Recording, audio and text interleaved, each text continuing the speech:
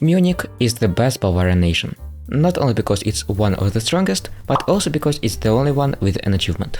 So, what do you want to do? You want to right-click on Austria, if possible ally it, if not possible remarry it, take religious diplomats, scornfully insult its rival, preferably Ottomans, and you may hire either diplomatic reputation advisor or improved relations advisor.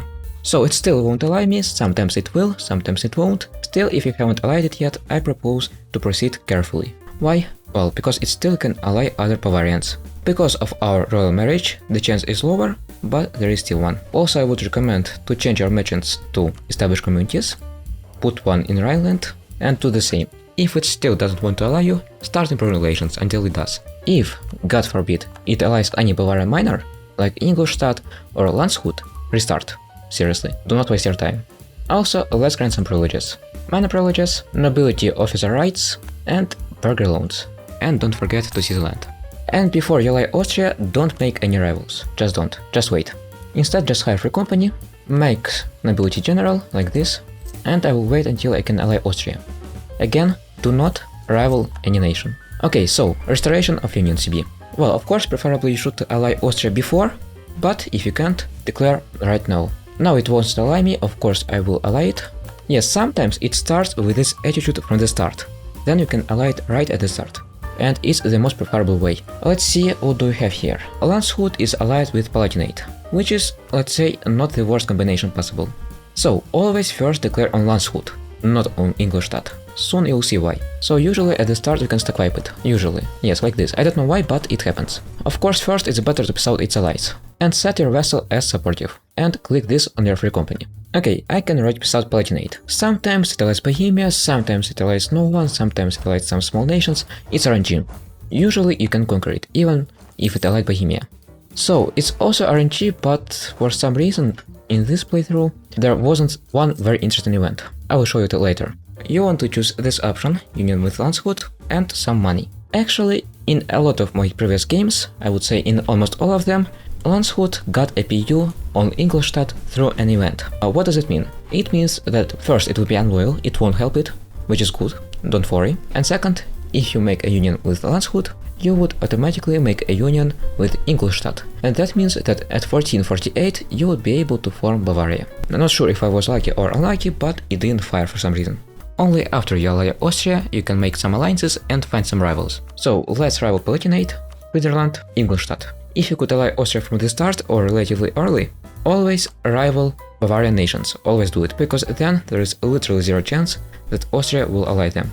As for other allies, try to find allies that rival Palatinate and that are electors. Like for example Saxony, maybe sometimes Cologne, Mainz, someone like this. Usually Palatinate allies a lot of nations and you need to have some allies too. After this war, if Ingolstadt wasn't a PU of Landshut, declare on Ingolstadt immediately. Again, usually it doesn't have strong alliances, usually. To make your PU loyal, either enable loyalists or develop it a little. I will develop it a little. Like this, and it's loyal. Again, first sought allies, and then Ingolstadt. So now when both Landshut and Ingolstadt are your PUs, you can finally form Bavaria. Sometimes you can do it earlier, sometimes later. You will automatically inherit all of them, and now you're Bavaria. So now you've got claims on these provinces, and you need to conquer at least one of these three. I would not recommend conquering Palatinate province, I would not, because you will get PU on Palatinate. Salzburg may ally Austria. If it happens, you can attack its ally, and make it non-belligerent. The same with Regensburg. It's free city, and that means that Austria will always protect it. That's why you can declare on its ally and make it non-belligerent, but you will get out of aggressive expansion. Keep it in mind. So I would declare on Salzburg. Let's do it. And conquer it. You need it for your mission. Let's complete this one, and as you can see, you need at least one of these 3 cities. And you need 10 cities in total, but you can integrate your vassal and you'll be able to finish it. After 2 electors vote for you, which is not really that difficult, you just need to ally them and improve relations a little. You will be able to finish this mission.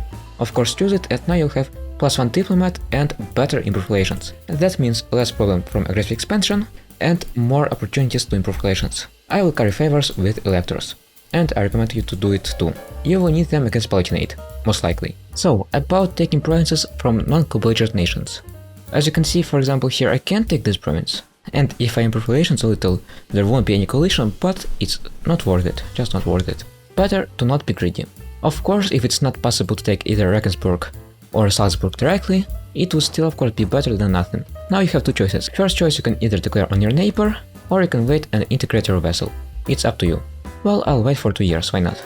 But if you have some good opportunity to declare, like maybe on Augsburg, or Württemberg, or Ansbach, of course you can, but it's up to you. 10 years have passed, now I can annex my vassal. Like I said, you can do whatever you want, but I think annexing vassal is better. And by the way, because I improved relations with some electors, now I will be elected if Austrian Emperor dies. Yes, just improve relations with electors, and everything will be fine. And also, if you're not afraid to lose some prestige, you can do this. Disinherit your heir. Also, just before you annex your vassal, you need to do this. Grant this privilege. Nobility integration policy. So now you won't lose any diplomatic reputation, which is important for HRE. So after you annex your vassal, you can complete this mission, but don't do it unless you're sure that you will be able to declare on Palatinate. So here I'm sure I will be able, because well, I have more troops, but if you're not sure, don't do it. Anyway, I'll finish it. Sometimes Austria may ally it. If it happens, carry favors, break alliance. Sometimes Bohemia may ally it. Well, if Bohemia allies it, then that might be difficult. Usually it doesn't, but still it should be quite winnable if you have allies. Here it is, new heir. He is a little bit better. Once again, let's grant generalship, and let's declare. So, restoration of union, pull in your allies. Like in the previous wars, just kill smaller stacks, like this. Again, this war should be relatively easy. So make Palatinate your PU, and you'll see why is it essential to have Austria as ally. So now we can finish this mission. And Emperor will decide what to do with electorship. That's one of the reasons why it's better to ally it. It's better to have Emperor on your good side. So it always chooses options that benefit you. And remember one very important thing. You want to have positive relations with your PUs. If you don't and your ruler dies, then you will lose the PU. Also, this mission grants you these claims. I would recommend to break alliance with Cologne. Well, it seems someone already broke it, but if it's not, then break it. You'll need to conquer it. As second government reform, I recommend to take this one. You might need a lot of favors. And by the way, you can also try to ally and royal marry Burgundy, if you have some free diplomatic slots. Why? Well, to get Burgundian succession. Even if you become emperor, to choose you, it should like you. And if it doesn't, well, tough luck. So we have truce for 3 years. Not a big deal, I will wait. Remember about aggressive expansion. Don't rush, don't conquer too much. So I somehow got into war against Bohemia. Well, Alpes-South won't take anything, believe me, it usually doesn't happen. Anyway, my truce with Cologne has ended, and that means I should declare. If someone taking this province, well, declare on them. Again, usually Cologne won't get much of allies, it's not Palatinate, so the war should be relatively easy. By the way, first idea group. As first idea group, always, and I mean always, take diplomatic. In peace deal vassalize Cologne, take money, and now you'll be able to finish one more mission. But be careful. First, check out Brandenburg. If you think that it would be impossible to beat it right now, don't complete it. But if you're sure that it's possible to do it even right now or in the near future, you might complete it. I recommend to do it as soon as possible, well, because if you don't, then you will get very big malices on being elected, as you can see, because you vassalized elector. But if you complete this mission, you will get this event, which will remove them. Now they will elect us. Don't forget to improve relations with outraged countries. And by the way, start carrying favors with Austria. And for example here, Bohemia guarantees Brandenburg. How to deal with it? First way is to wait until it goes to war, second way is to ally Bohemia, call it in another war, and then declare on Brandenburg, it won't join. And the last way is to ally its rival and declare on it. So here maybe I will try to ally Poland. If Brandenburg is allied to Austria, you can just break its alliance, using favors. To declare on Brandenburg, I will declare on Bohemia, call in Poland, because I can do the same with Brandenburg, Poland won't agree, so I will just declare on Bohemia, and I don't need anything to be honest, just to break guarantee, it shouldn't be that difficult. As you can see, I can declare on Brandenburg even right now. So, if some nation, no matter which, Brandenburg, Cologne, someone else, allied someone big, and you need to break this alliance, there are 3 ways. Declare on this nation, ally this nation and then call it in a war, or carry favors and break alliance. Well, that's mostly with Austria, because the trick with calling in doesn't work with Austria. Here I will just break Bohemian guarantee and, well, maybe some money. Not much. Again, this is a guide and most likely you won't need to go to war against Bohemia. Also, sometimes Poland may ally Brandenburg, but in this case, Austria most likely will help you. It hates Poland. So, in the peace deal, make Brandenburg your PU, take money, if possible of course, and again start improving relations. Because if you have negative relations when your ruler dies, that will be quite bad. You will break PU. And also, again, this is random, this most likely won't happen to you. Magdeburg declared on Brandenburg. That's why I'm the defender. I can even call Poland to arms, why not? And right now you should have 3 electors under your control: Brandenburg, Cologne, and yourself. And of course you might have allied another one, which will vote for you. That should be enough to win any election. Quite unfortunately, Brandenburg, well, is not in the best state, that's why I can complete this mission, but if you can, do it. Well, here we go, our ruler died. And just imagine what would happen if you had negative relations. We would lose Brandenburg, which is bad. As your third reform, choose this one, for more diplomatic relations. And by the way, if either Austrian ruler or your ruler dies, don't royal marry Austria the second time. I can take 2 provinces without triggering too much of aggressive expansion, so I will, why not? Okay, 50 favors. Why should we do it? Well, Austria tends to find some powerful allies. It's better to break its alliance with favors, sometimes. Here for example it allied England. Now let's break our alliance, and yes, you should declare. Just wait for truce to end. Remember I was talking about Burgundy. Now it's very good chance, because Austria rivaled Burgundy, and I was its ally. That meant that Burgundy wouldn't like to ally me.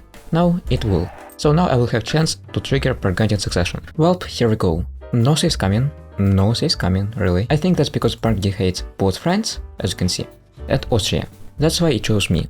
But well, it's not really your average game, because Austrian Emperor still hasn't died. I don't know why, but he's still alive. If you became Emperor, you would have even better chances. And remember that if you're still not Emperor, Austria can steal Burgundy from you. If you really want Burgundy, you can either save scum, or just wait until you can PU Austria.